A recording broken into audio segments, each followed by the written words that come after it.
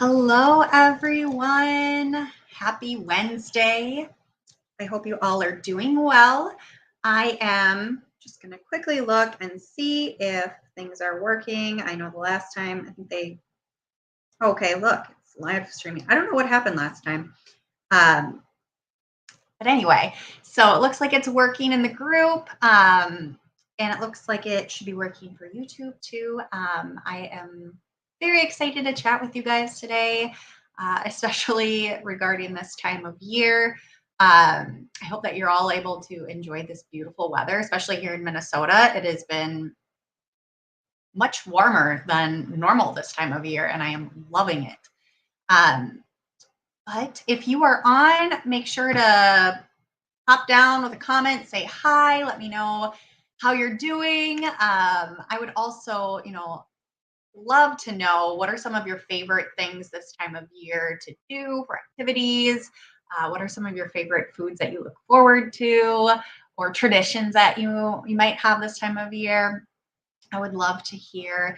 For me, I don't know. It feels a lot more like family togetherness, and we try to do that all year long. But it's just there's a little bit more pep and energy with that, and you can feel the excitement and energy in the kids, and so that always gets me excited and energetic. And it kind of brings back those memories as a kid for some exciting things that we would do as a family. So it's really neat to now also be the one providing that for my kids. Um, but yeah, I would love to hear how you're doing and what you are looking forward to and yeah, your favorite things. So Thanksgiving is fast approaching. It's next week, you guys. 8 days away, which is like, what is happening? Where is the time going? I swear it was just Halloween. But like I'm excited for Thanksgiving. It's just wow, okay, we're going into the holiday season. And as much as I love this season, it also tends to be a time where I personally can feel stress really rising.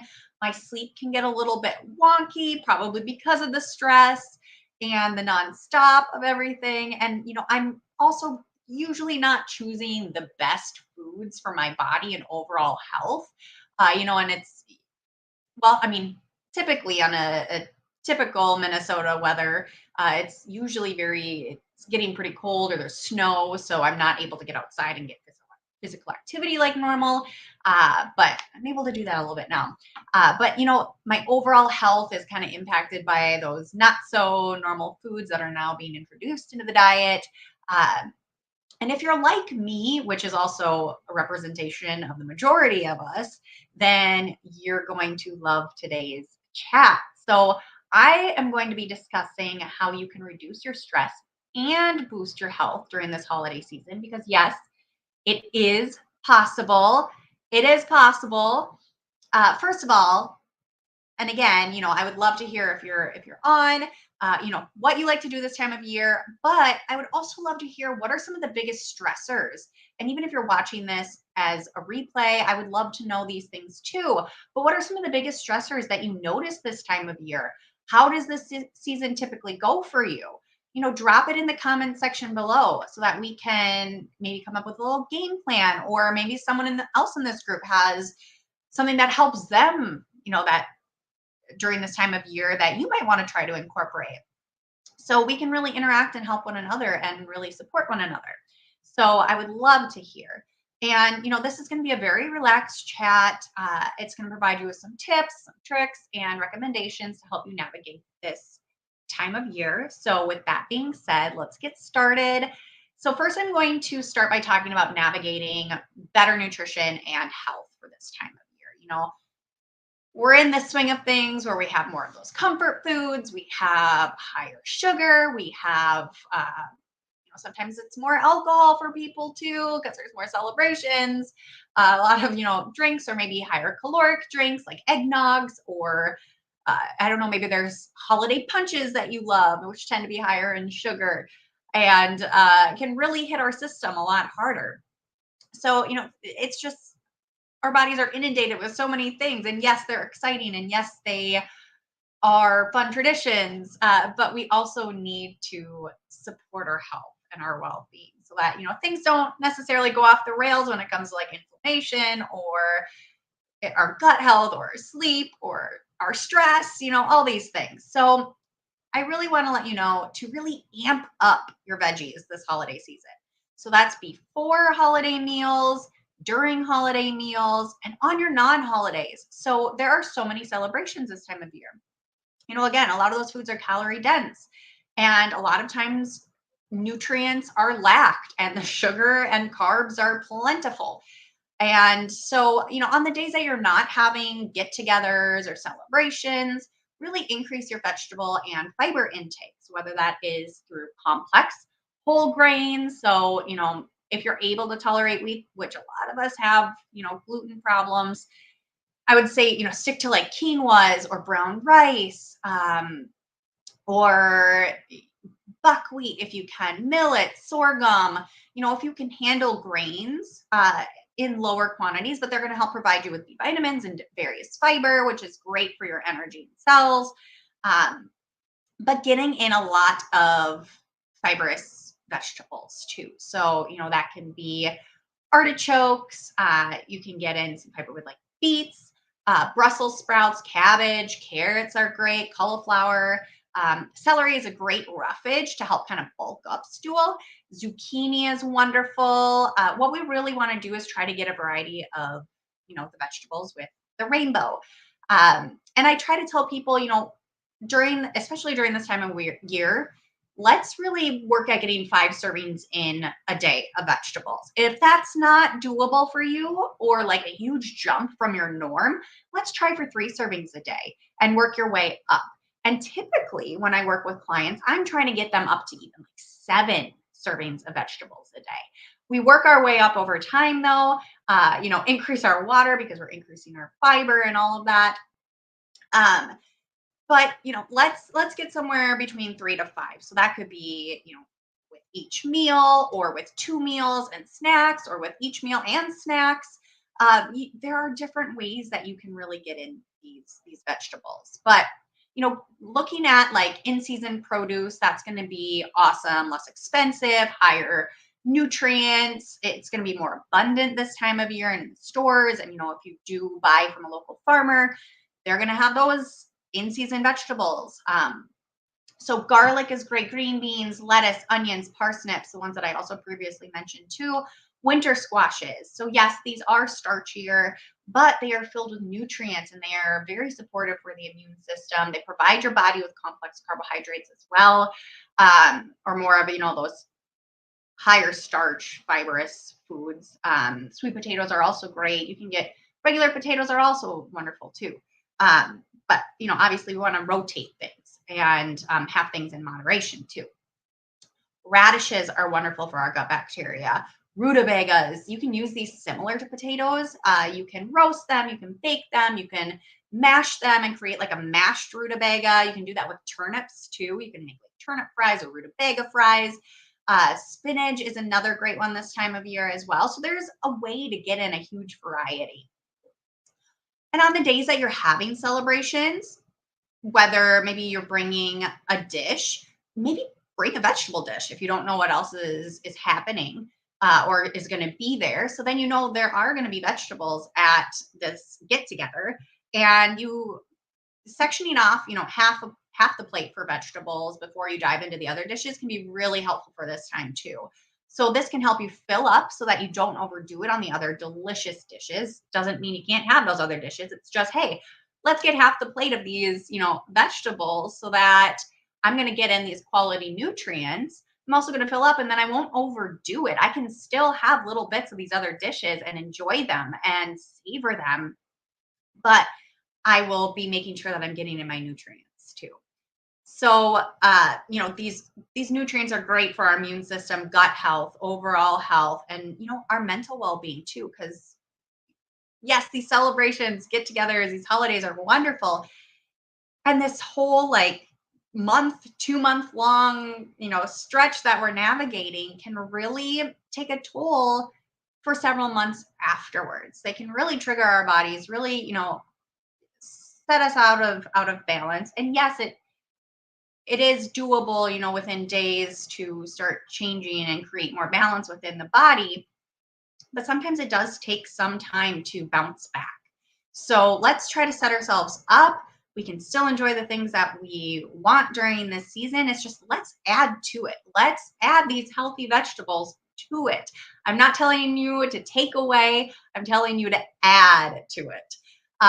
Incorporating vegetables into your breakfast, whether you guys do like breakfast casseroles or egg bakes, you can add in so many vegetables in there. Saute up some spinach on the side, place it on top. Have a quiche with some bell peppers or kale or spinach or broccoli, onions, tomatoes, garlic, all these delicious things.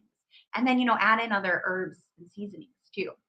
And, if getting in the vegetables is a struggle, adding in various herbs and spices, really amping them up and, adding them more into the meals versus adding in more sugar or adding in more salt or pepper. Let's try to get a variety, and it's going to amplify your dishes, but it's going to provide your body with more nutrients too. So fruit is also a great way to get in, extra nutrients, but usually during this time, we're typically getting in quite a bit of sugar. And so fruit, as wonderful as it is with fiber and various nutrients, it is also, full of fructose too. So we just don't want to inundate our liver. So like getting in a couple servings of fruit a day is going to be wonderful and will provide you with nutrients too. But again, let's do the best that we can. And if fruit is a better option for you versus, going seconds on some of the other comfort food dishes, then okay, do that. Like we got to just build where we're at, right? Take the next stepping stone. Meal planning in advance. This is going to help you navigate your foods a lot better. So you may not know what you will be eating at celebrations or gatherings that you have, but you know what you'll be having before celebrations or after them, what you can have at your own home and during your normal day and normal routine. So meal planning is really, really going to help you. Prepping is also going to help too. And this is another great way to utilize leftovers and planning for your leftovers instead of being like, I don't know what I'm going to do with them, so I'm just going to eat them the same way that I ate them for Thanksgiving, or whatever you're celebrating. It's just there are different ways, and you can amp up that health uh, and put in more nutrients with these leftovers too. So, like just for example, like turkey, you can obviously utilize in so many different ways. You can add it to soups, you can make stews with them, add more vegetables in there, use in a turkey vegetable casserole, amp up turkey sandwiches by adding like sliced onion, maybe lettuce, tomato. You can even do sauteed spinach or kale if you want. Add some additional like avocado on top for some of that creamy, healthy, beneficial fat. And you can even, make a salad. Add the turkey meat to a delicious amped up salad where maybe you put some like apples or cranberries or um, pumpkin seeds. Like you can make it however you want that adds more nutrients. It doesn't have to be a strict way. Mashed potatoes can be used as a delicious base with roasted vegetables, put on top. You can then add a protein of choice or use your turkey.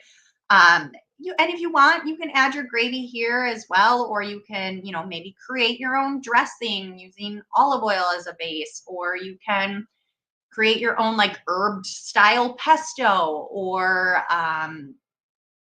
sauce, green sauce. There's so much that you can do. Sweet potatoes, you can stuff them. You can use leftover turkey to stuff them with, or you can put in some ground beef. Let's add some onion or tomato, garlic, avocado, drizzle some olive oil and herbs and spices. You can make sweet potato casseroles. You can add sweet potatoes to salads. I've done that as well. You can use if you have leftover sweet potatoes that maybe you haven't even cooked, you can slice them up and you can toast them and use them almost like a bread in the morning, and put some nut butter on it. Add some egg on top if you want to it with some avocado, like it's like an avocado toast, but utilizing sweet potato rounds. There's a lot of different things that you can do. And those are just a couple examples. Meal planning will also help you reduce, that stress this time of year too. So you will be better prepared for your meals, not have to stress over what do I make for dinner? What am I going to have for breakfast? What do I have available? You have this planned, you know what's in your house. All of this will just help reduce that stress load for you. So your mental load is going to be one less thing that you have to worry about. Stick to the holiday treats you only have once a year. So allow yourself to really enjoy those goodies that are only made this time of year, or the foods that are made this time of year, and maybe avoid the other ones that you typically have any other time of the year, or you're going to have maybe like next month. It helps reduce any overindulgence, and it also amplifies the special quality and special feel of those foods that you only get one time of year. It really amps up those traditions, and then you can really look forward to things. And it's not just about, oh, what's here at the table? I'm going to eat it all. It's like, what do I really want that I only get once a year? So that can be a nice little tip too, to just try to, not make it seem like this all or nothing thinking. This I have to consume all uh, way of being too for the holidays. A lot of times we see everything and we're like, I'm going to throw everything on the plate. And that happens. That's fine too. But just trying to give you some tips or tricks that could help you with, avoiding that overindulgence.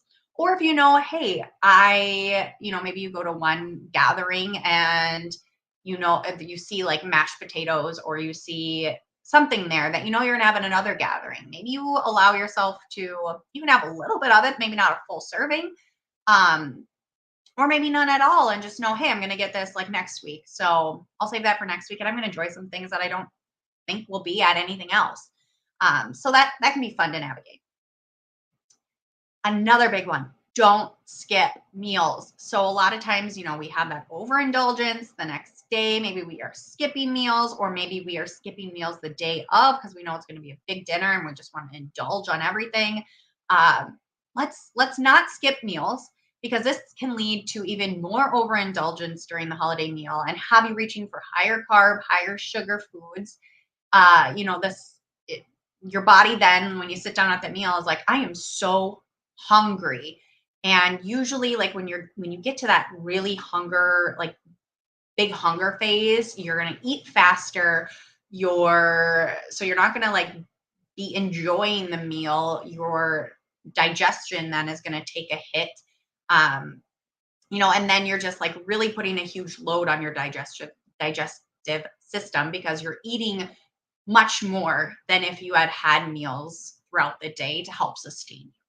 It can also throw your blood sugar off balance as well, which then can create this vicious cycle, or amp up, inflammation in the body, and that kind of stuff. So we really want to slow down, savor the meal, and the food, and really chew thoroughly. And a lot of times, if we are saving up, our calories or our indulgence for one meal, that kind of sets you up for failure of savoring the meal, eating slow, chewing thoroughly, all of that. Follow proper food handling safety. This is a big one for, healthy nutrition and keeping your immune system strong. So, having proper food handling for the meals can really help reduce any additional risk of illness during this time of year. And, there's plenty already as it is. So let's reduce it by, storing our food properly, cooking it properly, reheating it properly, saving it properly. Your body will thank you. Then you don't have to worry about sick days during the holidays, or being sick at a holiday. Like, that's not fun. So let's do things in a safe manner when it comes to cooking, storing, and reheating. So like when it comes to thawing food, refrigeration is the safer method. So it is the longer method, but it is a safer method. So a large frozen turkey requires at least a day, so 24 hours for every 5 pounds of weight. So really you want to like prepare that, get that ready before your big meal. Otherwise you might be freaking out before your meal that your turkey isn't fully thawed, and then you're running out of time trying to thaw it, so then you're cooking a partially frozen turkey, which then is going to take up more of that, or add more time, which maybe you don't have to the cooking time. So plan things out. But it's also nice because this goes for like ground meats too. That can take like a day for a pound of ground meat or boneless chicken breast to thaw as well. And what's nice is that like if once they are thawed, they can sit in the fridge for another like 2 days after thawing, and then you can refreeze necessary if necessary as well. Whereas like if you cold water thaw, it is quicker, but it can cause more issues where you can have bacteria introduced, especially if you have a bag that's leaking. You need to have the food submerged in cold tap water and then change that water every 30 minutes. And then once thawed completely, it must be cooked immediately. So, there is that danger zone with temperature. So you have to cook the food immediately. And it needs to be cooked before refreezing. So you can't, thaw it in this water, submerged in water for several hours and then refreeze it. It's just your risk of contamination is much higher.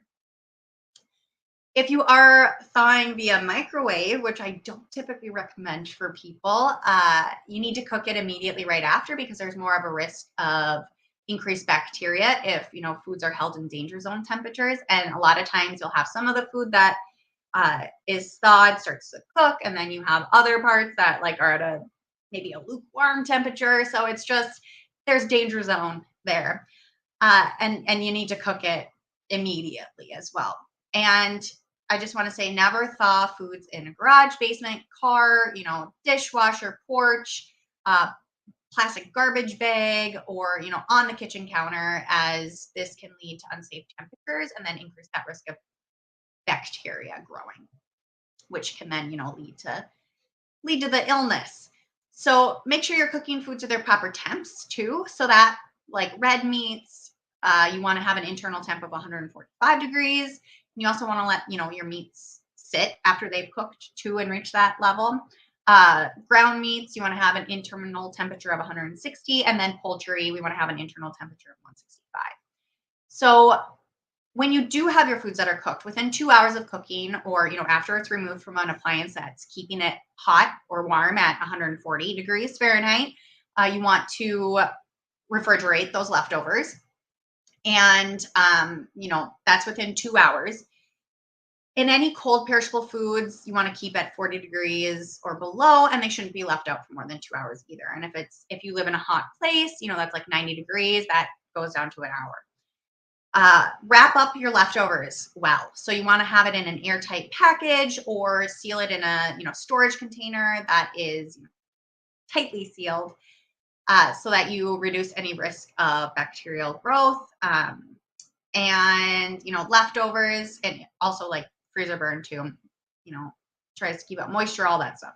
Leftovers can be kept in the fridge for 3 to 4 days, or you can freeze them for 3 to 4 months. So if you know that you're only going to utilize certain leftovers, like maybe you don't want to eat it, like pound it for 3 to 4 days. If you have a lot of leftovers, put them in the freezer. And then you know what? You have something for a meal during a busy weeknight in a couple months. You can use it. And reheat your leftovers safely to 165 degrees. So another big thing is to make sure that you are well hydrated. So hydrate, hydrate, hydrate. So this is going to help keep your body and your mental well-being in optimal state. I recommend people drink half their body weight in ounces of water. That whole 8 glasses or 8 ounce glasses of water just kind of like came from nowhere. So drinking half your body weight in ounces of water, drinking if you're thirsty, just listen to your body and make sure that you're getting in enough. So it's going to help your body properly detox during this time, especially if we're kind of gunking it up with some of those more comfort or, various foods and sugars. Um, it also helps you maintain your energy levels too. If we are dehydrated, it really, really, really can trigger fatigue and power us down. It also aids your gut health and your immune system. So it helps flush out those toxins. So that detox, like I talked about, which ultimately helps your immune system and your gut. It helps with digestion, preventing constipation. If we're dehydrated, a lot of times it's harder for our body to have bowel movements because we need that liquid to help absorb and help bring in that water component to kind of flush out the bowels and make it easily transit. And it can help prevent indigestion too, and it can help break down the nutrients from your meals if you're well hydrated. Adding in herbal teas can help you reach hydration, so it doesn't have to just be water. And then making sure you're also getting in like electrolytes and everything too. And there are various electrolyte drinks out there. Again, don't recommend like Gatorade. There is one that's called like Element. It's LMNT. That is very high quality. You can buy little packets on straight from the website, or if you want, I can always send you that link. Body Bio is another good one too. So there are different ones out there for proper electrolyte balance, which can help your energy and help your adrenals. But teas in general can also bring that like cozy and festive feel too. So it can help you enjoy this time of year even more. So peppermint tea is great. It can help with digestion. Also, brings that festive feel. Ginger tea is also great for digestion and immune health and brings that cozy spice. Chamomile or lavender can help reduce stress and calm the body. And it's lovely one to drink, if you're feeling stressed or, before bed. Just so many great things. Nettle can also be really good for your immune system this time of year and reducing inflammation in the body and also calming the body. Dandelion tea is great for detoxification as well, and it kind of brings that earthy flavor too. Chai can bring in some wonderful festive feels, and there are so many different spices in there that have different benefits. Rosemary, oregano, or sage teas, which you can make with fresh herbs on your own, add some lemon, add a little bit of honey. They can really amp up your immune system, amp up your gut health, and overall health and mental health. Another big thing is to make sure that you are moving. Add in more steps and movement throughout your day this time of year, especially if we're like stuck inside more. If you live in the, colder states where we have ice and snow and you don't get outside, or you're a freeze baby like me, make sure that you're getting in movement throughout the day, whether that's walking, like if you work from home, walking around your house, whether you're at an office, getting up every hour to an hour and a half just for 5 minutes to maybe go down in stairwells or you walk the halls. It allows you to also take a break from what you're doing. But it gets your muscles moving, which help your nutrients absorb and be utilized properly. It gets your blood and heart flowing and pumping, which is great. We need that. And it's really good to not just be sitting all the time.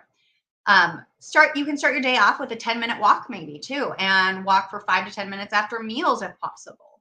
So that's going to help your digestion. And that's a big one that I tell people for after like holiday celebrations. Maybe you can create a new tradition with family or friends where, hey, let's like just 10 minutes, 5 to 10 minutes after the meal, let's go like walk up and down the street for 5 to 10 minutes and go back inside. You get that boost of fresh air, which is wonderful too. You can enjoy yoga. It's a nice calm, but it's getting in movement, helps digestion. It helps calm the body and the mind. It helps with overall health and mental well-being. Aids in your stress levels too. Schedule times that you can get in more activity. So, figure out what are the times of days that are best that maybe I can get moving. Buddy up with a friend for accountability, or a loved one for accountability, or a coworker. And on the days of your holiday celebrations, if you can get in 30 minutes of strength and aerobic activity, this can really help your metabolism. It gets your digestion flowing. It utilizes your nutrients better that you are consuming, and it can, balance out those heavier caloric days too. Plus, it provides you with more energy for the celebration, and it can relieve any stress as well. So you can notice in general a big drop in stress with increased physical activity. And you can notice increased energy and better sleep too. So make sleep a priority as many days as you can now that I'm mentioning sleep. So quality sleep will help you so much with navigating your stress levels and keeping them, well balanced. It will, trying to stick to a sleep routine is going to be the best thing that you can. There are going to be days where, late bedtimes or early wake ups happen. But for the most part, we really want to try to have a schedule. This is going to help best your body, help best your energy levels, help navigate the stress levels. It will help, overall hormone balance. It will help mood. There's so much that will help with quality sleep to just keep you in balance overall. And even on those big celebration days, one thing that I try to tell people and recommend is to avoid eating 3 hours before bedtime, as it's going to help you have a more restful and deeper sleep and, reach that REM state better and like be in it fully. When we eat right before bed, our body is really focused more on that digestion than processing, what has gone out throughout the day rather than, detoxing like it should be overnight. There's just so many things that get interrupted when we eat right before bed. Avoid your screens 1 hour before bed as well. That the blue light or the bright light. If you can dim lights in your house before your bed too, 1 hour before bed, that's great. It'll help, amp up that melatonin production and just get your body ready for sleep. And magnesium bisglycinate before bed can help aid in better sleep as well and just calm your body and mind in general. And, with chronic pain, magnesium malate can be really helpful too, but magnesium bisglycinate can also be helpful, especially for those of us with, chronic fatigue and fibromyalgia. But autoimmune conditions overall, we want to calm that nervous system, and magnesium is great for that. We want to make time for self-care during this time too. And I know there's like a hustle and bustle and you're caring for other people, and it can be chaos right now. But if you can spend just 15 minutes a day, just 15 minutes, and maybe you have to break that up throughout the day, 5 minutes here, 5 minutes there, 5 minutes somewhere else during the day. But that is huge for you. You need that quiet. You need that recharge. You deserve it as well. And it can be as simple as just focusing on the breath to calm the nervous system. But take time to have self-care. So you can do this even like right away in the morning, getting up just 15 minutes earlier to focus on whether it's like maybe you like journaling or reading, breathing, like I mentioned, meditating, or, maybe it's prayer, or sitting in just peace and quiet and stillness. Maybe that just like fills your cup. Whatever puts you in a balanced and grounded mood upon waking is really going to set up your day for success and staying in balance. And if you find yourself stressed throughout the day, take 1 to 2 minutes, whether it's like 3 times or, when you notice it, if you can. But even, scheduling 3 times a day during the most stressful times of your day, where you can just focus on your breath and calming that body and nervous system, that can do worlds of wonder. Take a minute before eating your meals to also like calm the body, work on your breathing, have deep breaths through your nose, and breathing out through your nose or even through your mouth. But it can slow you down, relax your body so that you can better digest and absorb your nutrients and foods that you're consuming, and it'll just have you feeling better and in a better state of mind. Plus, it slows you down too, which is great when we're eating. So with that being said, I'm going to move on to some stress reducing tips and recommendations. So make sure you schedule and organize your days. You want to pace yourself. So you don't have to do everything now all at once.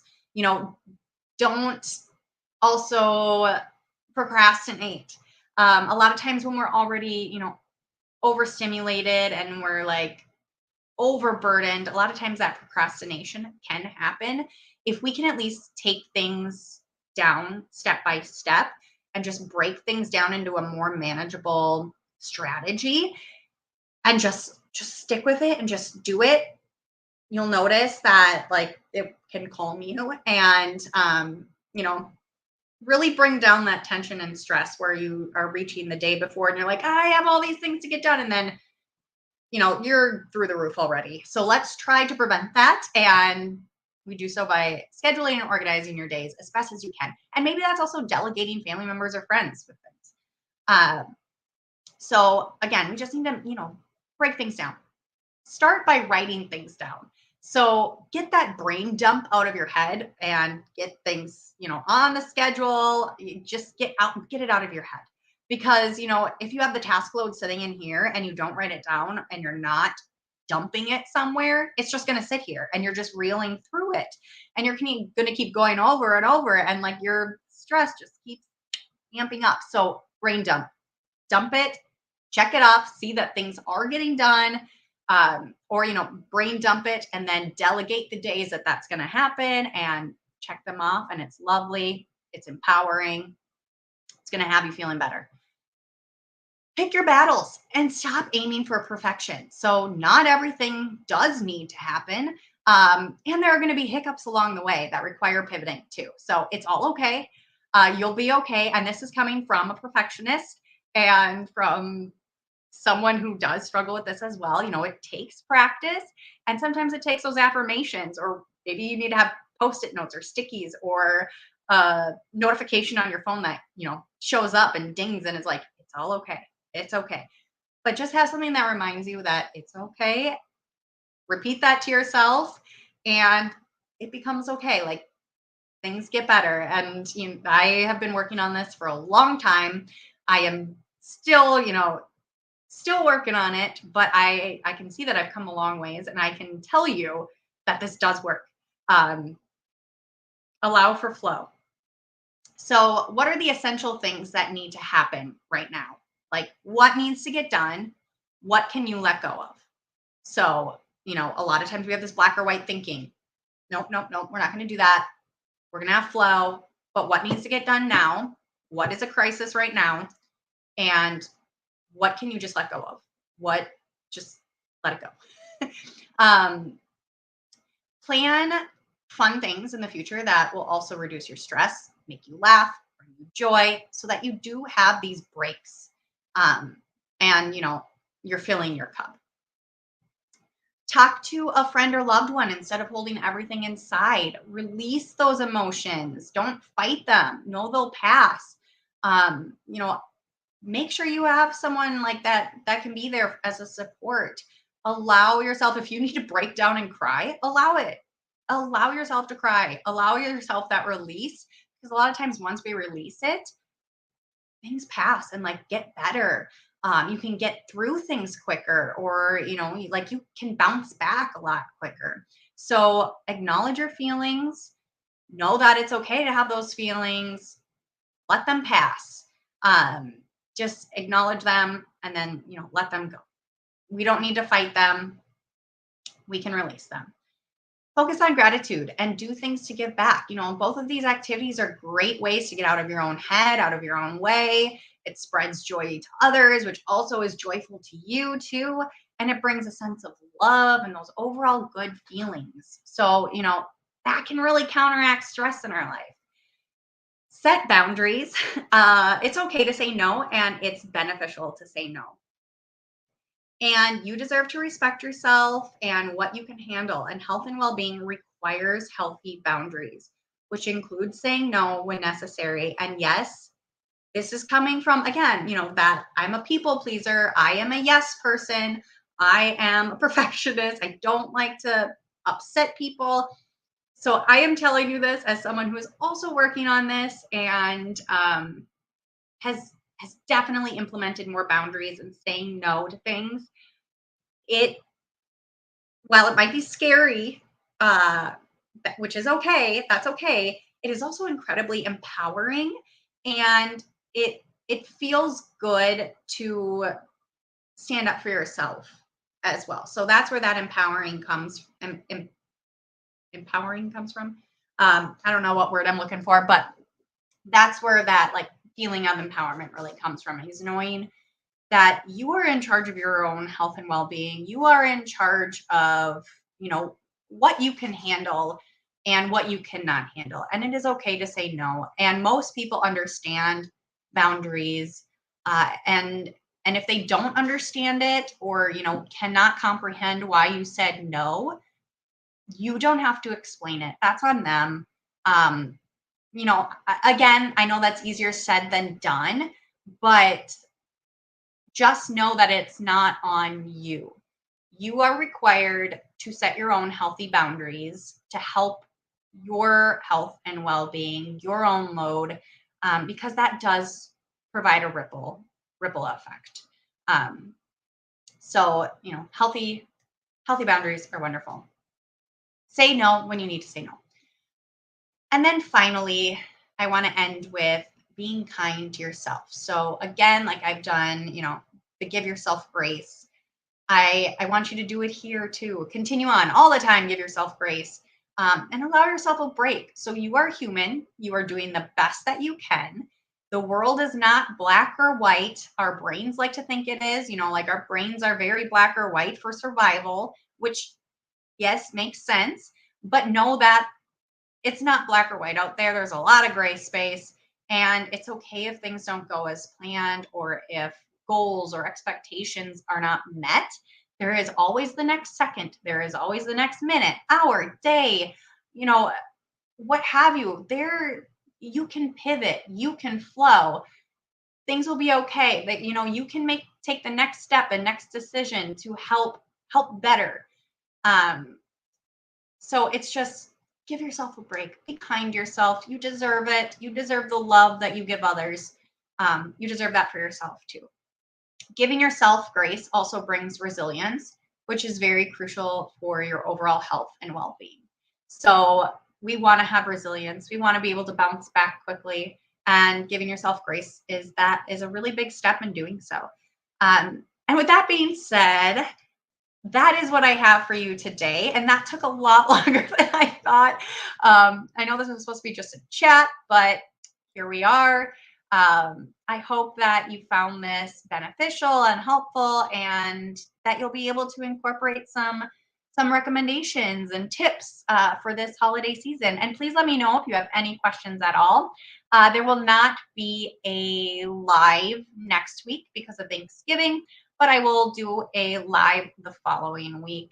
But I hope that you guys have a wonderful Thanksgiving and start to your holiday season. You take care and enjoy the beautiful weather. Again, if you're here in Minnesota, and enjoy this time of year, because it's possible to reduce your stress, bask in the joy of it, and yeah, and also be healthy. So take care, everyone, and until next time.